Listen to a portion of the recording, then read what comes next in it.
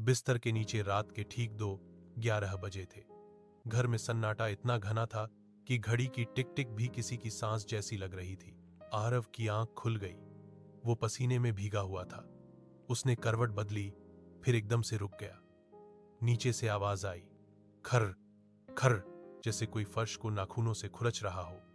आरव की सांस अटक गई। वो 7 साल का था, लेकिन डर को पहचानता था।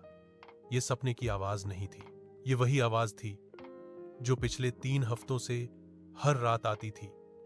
धीरे धीरे कांपती आवाज में उसने कहा, मां। कोई जवाब नहीं। फिर उसने हिम्मत करके वही बात कही जो वो हर रात कहता था, मां, बिस्तर के नीचे कोई है। एक नेहा की नींद टूटी। पहले तो उसे लगा ये भी रोज की तरह वही डर है। बच्चे अक्सर वहम कर लेते हैं, लेकिन इस बार आरव की आवाज अलग थी।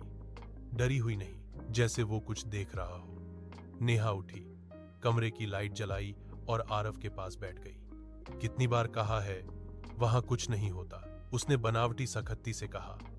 आरव ने उसकी तरफ देखा। उसकी आंखें लाल थीं और वो रो नहीं रहा था, बस धीरे से बोला, मां, आज वो सांस ले रहा है। नेहा हंस पड़ी। अरे बाबा, ये सब तुम्हारा दिमाग है।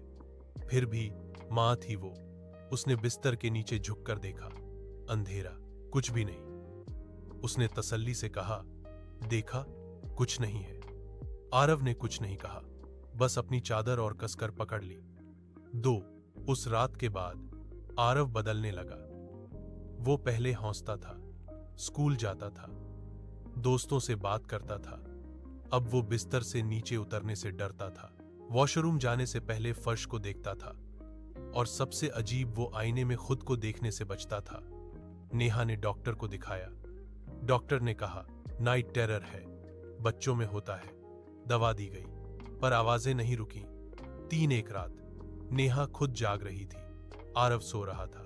अचानक थक थक नेहा की रीढ़ में सिहरन दौड़ गई। आवाज बिस्तर के नीचे से थी। वो हिली नहीं। फिर खर। नेहा का दिल जोर से धड़कने लगा। ये पहली बार था जब उसने खुद सुना था। उसने लाइट जलाने की हिम्मत नहीं की, बस धीरे धीरे नीचे झुकी। अंधेरा, लेकिन इस बार उसने कुछ महसूस किया, जैसे हवा ठंडी हो गई हो। और एक पल को उसे लगा कोई उसे देख रहा है। नेहा झटके से उठी, लाइट जलाई। कुछ नहीं। लेकिन उस रात वो सो नहीं पाई। 4 अगले दिन नेहा ने घर की सफाई करवाई, बिस्तर हटाया। नीचे सिर्फ धूल, एक पुराना खिलौना और फर्श पर खरोंचों के निशान। लंबी, सीधी, जैसे किसी ने उंगलियों से नहीं, नाखूनों से बनाए हो। नेहा का गला सूख गया। आरव ने दूर से देखा। वो फुसफुसाया, वो चलता है, मां, 5 रात 2 13।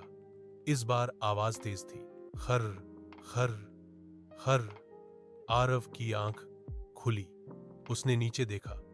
अंधेरे में 2 आंखें चमकी, पीली, बिल्कुल जानवरों जैसी नहीं, ज्यादा इंसानी।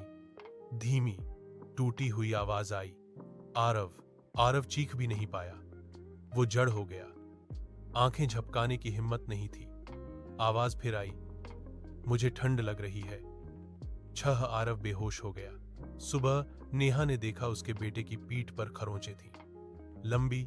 4 डॉक्टर ने कहा खुद की होंगी। नेहा जानती थी ये झूठ है। 7 नेहा ने पुराने कागज निकाले। इस घर का इतिहास पता चला। इससे पहले यहां एक परिवार रहता था। एक बच्चा, उम्र 7 साल, नाम आरव। नेहा का सिर घूम गया। कागज के आखिरी पन्ने पर लिखा था, बच्चा अपने कमरे में मृत पाया गया, शव बिस्तर के नीचे से निकाला गया।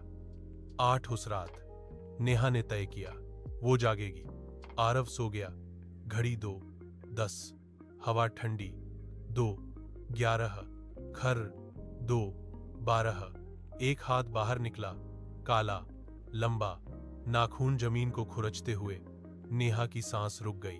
फिर धीरे धीरे एक चेहरा, अधूरा, जैसे सड़ चुका हो, आंखें खाली और मुंह से निकली आवाज, मां। नौ। नेहा चीखी। लाइट जलाई।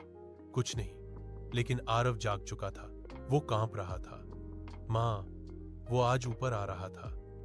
10 अगली सुबह नेहा पुलिस के पास गई। उन्होंने हौंस दिया, बच्चों की कल्पना है मैडम, वो पागल होती जा रही थी। 11 रात नेहा ने आरव को अपने साथ सुलाया। बिस्तर खाली। 2:14 इस बार आवाज आई पीछे से। नेहा ने धीरे धीरे पलट कर देखा। कमरे के कोने में आरव खड़ा था, लेकिन आरव तो उसके पास सो रहा था। नेहा चिल्लाई। कोने वाला आरव मुस्कुराया और बोला, मां, बिस्तर के नीचे अब कोई नहीं है। 12 लाश अगले दिन मिली। नेहा की बिस्तर के नीचे, और बिस्तर पर एक बच्चा सो रहा था, शांत। उसके होंठ हिले। अब मेरी बारी है।